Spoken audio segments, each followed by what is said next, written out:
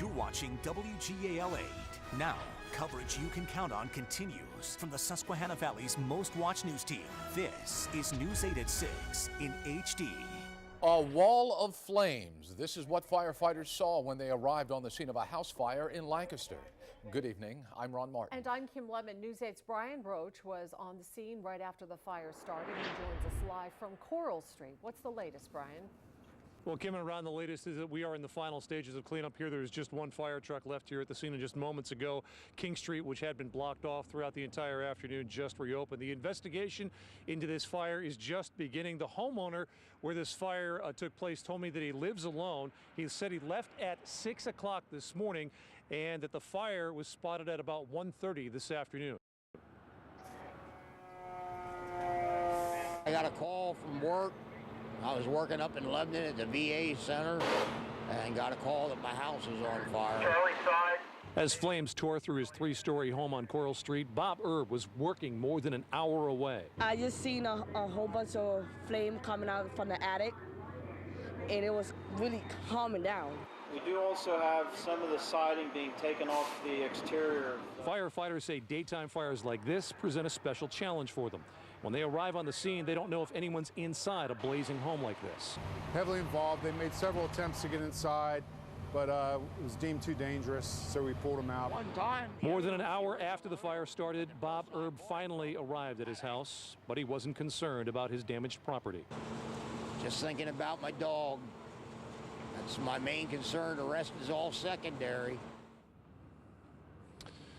Sadly, Bob's dog, Ming Lee, did die in this blaze. Her body was brought out late this afternoon, but a total of 3 people who lived in the 2 homes here are now homeless tonight. No one was injured in this particular blaze. But again, Bob did tell me that he left at 6 o'clock this morning. He lives in the home alone, and the fire was not spotted until 1:30 this afternoon. And as we saw in some of that video, a very, very intense fire. So no doubt investigators, as they begin to look at the cause here, will focus on that time span between 6 a.m.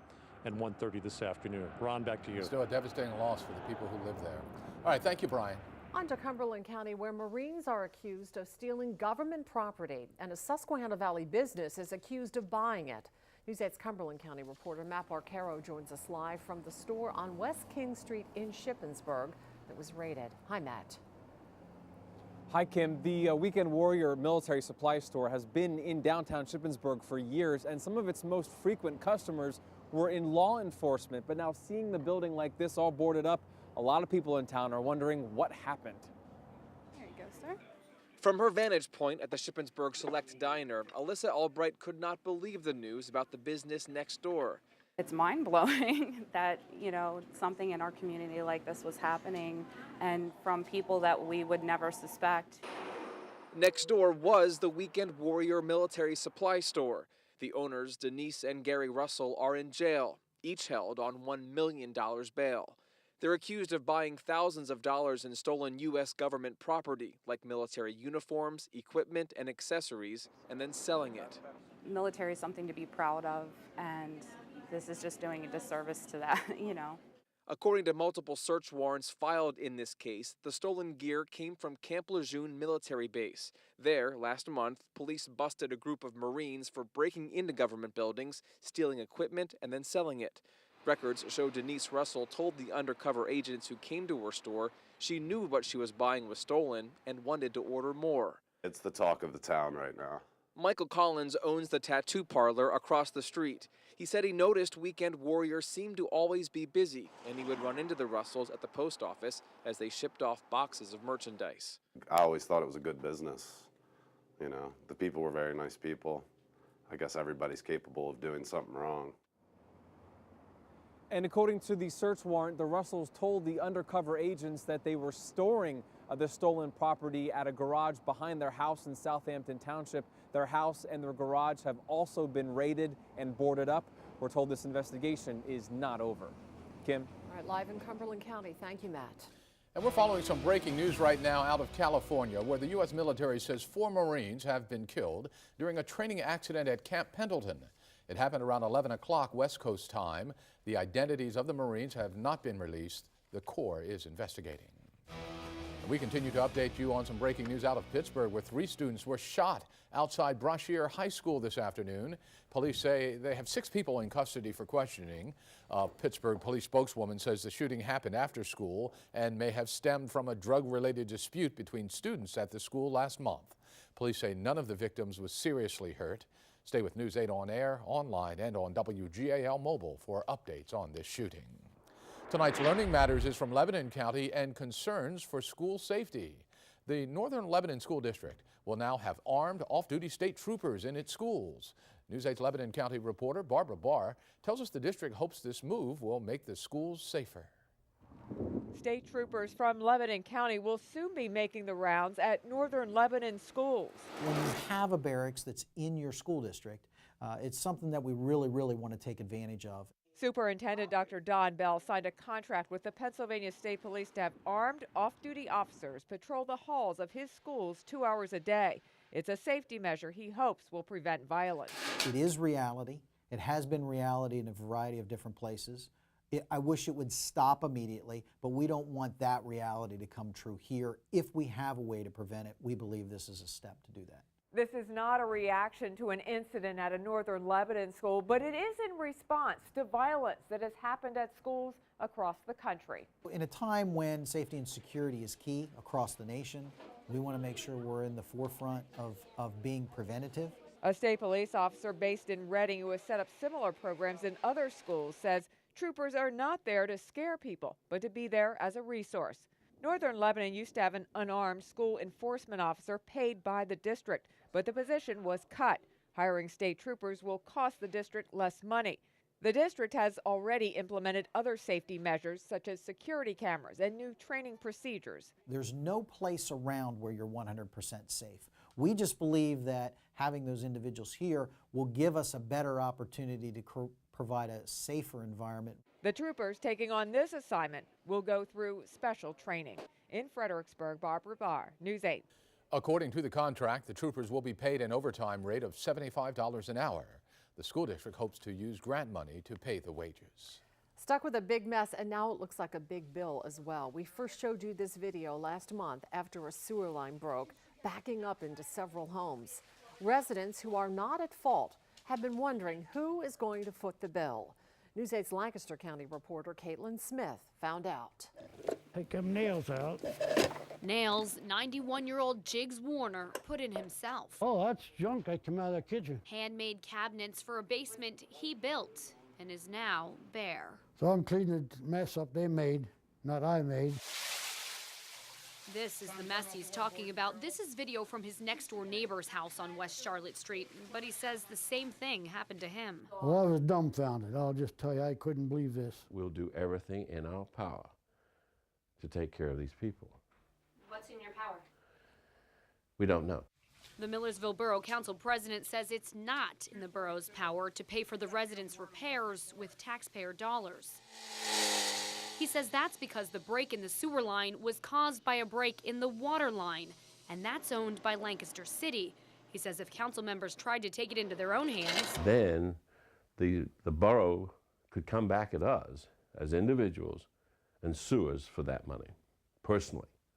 Well, I'm not in a position to do that. None of us are, and I'm not about to do that. Warner just got his first bill for the restoration work that's already been done. It came in at more than $7,600, and the total estimate to finish off the entire basement, more than $15,000. I'm not complaining about it. It's just, I hate to pay it though. Lancaster City paid $50,000 to repair the water and sewer lines and the road, but it says when it comes to the residential repairs, Warner and others That's ready for the junk man. Are on their own. In Lancaster County, Caitlin Smith, News 8. The Borough Council president says he is still brainstorming ideas about how he can help the residents. He's invited them all to another council meeting in 2 weeks, and he hopes to have some better news to share with them then. News from York County tonight. Getting sent to the York County prison may cost inmates extra money. Under a plan currently in the works, inmates being processed into the prison would have to pay a one-time $25 processing fee. Officials say the fee would go back to the county. In a calendar year, we had over 7,900 admissions, county admissions, And if you take that times 25, you're getting close to $200,000. And that would be the money that would be given back for courts, fines, and restitution. Under the plan, the $25 fee would have to be paid before inmates could buy commissary items, including snacks and clothing. The York County solicitor is working out the details. Now, Lancaster County Prison already has a $25 processing fee. An update tonight on a Lancaster County family searching for relatives in the typhoon-ravaged Philippines. The search is over for Shannon McElye, who learned that her family is safe. The Kinzers woman says her brother called their mother last night. John Britton says he, his fiancée, their 8-month-old son, and her 8-year-old daughter are all okay. Although John says the storm ripped the roof off their home. He says there is food where they are, but there's no formula or milk for the baby.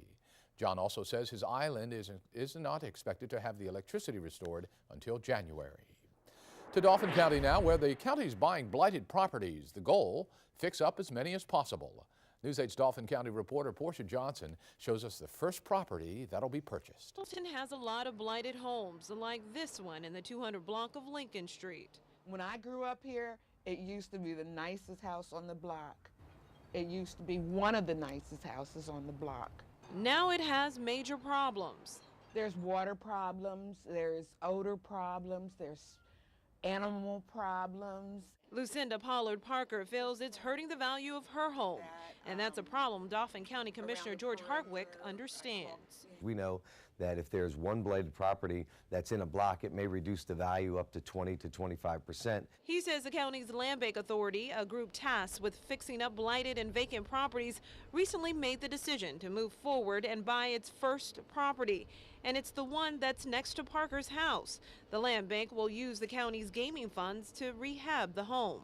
I'm just grateful and glad that the county is finally going to step in and take over and do something about it. Once this property is back on the tax rolls, the agreement is that 50% of the real estate tax revenue must go to the county's land bank. 50% is better than none. At this point, we're getting nothing. Stilton Mayor Tom Ackrey says buying this property is a win-win situation. The property is sitting there. Is it boarded up? Is it, everything is turned off, the water is turned off, the power is turned off. So we gain all that back to our community. And potentially bring back the nice house Parker once knew. In Stilton, Portia Johnson, News 8. The Land Bank hopes to close on the home by the end of the year. Coming up next at 6. 161 cameras already watch Lancaster City, and more could be on the way. I think it just gives us more peace of mind of being safe and secure in our neighborhood. But is that peaceful feeling all in your mind, or are the cameras really protecting you? I'm Caitlin Smith. News 8 compares the location of the crimes to the location of the cameras. See the results next on News 8 at 6. Covering the Susquehanna Valley, you're watching News 8 at 6 with Kim Levin, Ron Martin, the News 8 Storm Team Forecast with Chief Meteorologist Joe Calhoun, and Sports with Mike Hostetler. Now, coverage you can count on continues. Tonight, a look at crime cameras and your safety. The Lancaster Community Safety Coalition has 161 video cameras, like this one, aimed at keeping you safe. So are criminals catching on and trying to avoid being caught on tape? News 8's Lancaster County reporter Caitlin Smith maps out reported crimes to see how they compare to the location of the cameras. A beautiful view of the Red Rose City. But a closer look through the lens of these cameras now saying that the other female tried to stab her shows an uglier side. Camera operators are frequently catching people doing bad things on camera. Like this. Back in 2005, the Lancaster Community Safety Coalition gave us this video. It shows the crash, then moments later zooms in on the two men wearing gray who are inside the car. In about another minute, it shows the pair running up the sidewalk away from the scene. And in this video from 2006, the camera catches a gun trading hands. But a few minutes later, the coalition says, thanks to the camera, the police catch the men with the gun. Fast forward to today, though, and are criminals now avoiding spots where they know cameras are watching? We have not had the resources or the time to be able to do that. To be able to map the crime compared to the camera locations. That's exactly what we did. News 8 used the Safety Coalition's map as a backdrop. The cameras are marked by black dots and then pinpointed about 400 crimes like thefts, vandalisms, and assaults reported in the city in July of this year.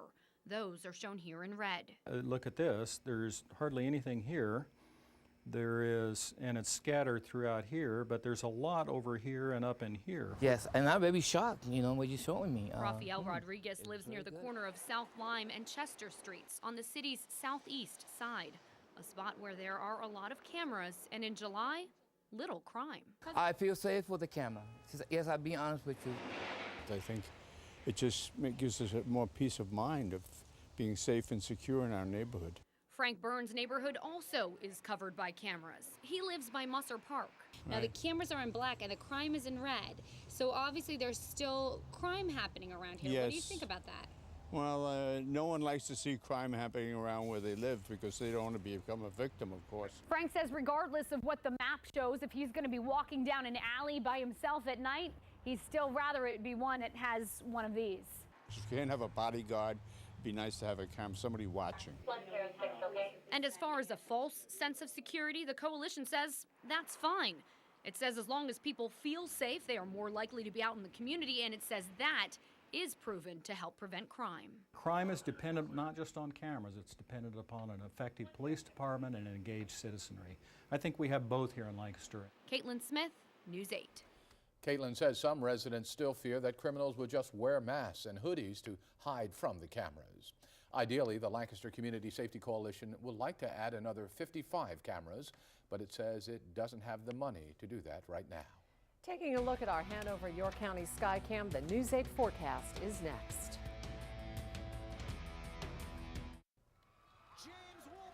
Lancaster County's James Wolpert made it to the next round of NBC's The Voice. He is now in the top 10. Matthew Schuler, who attends Westchester University, also made it to the next round.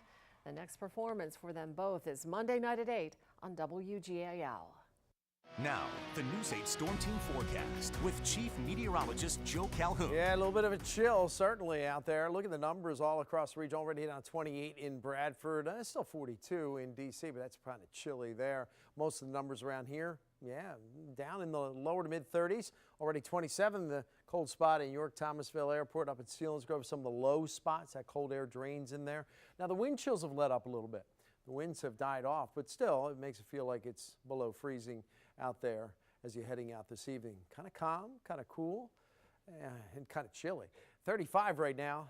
The wind chill the same because the winds have shut off, at least temporarily, although for this evening, I still expect a little bit of a breeze, 5, 10, maybe 15 miles an hour. We had some gusts today, over 25 miles an hour. I know that hampered some of the firefighters in Lancaster. 36 and dropping through the 30s as we go through the next couple of hours. Then overnight tonight, we'll bottom out in the lower 20s, maybe a few teens in some of the countryside.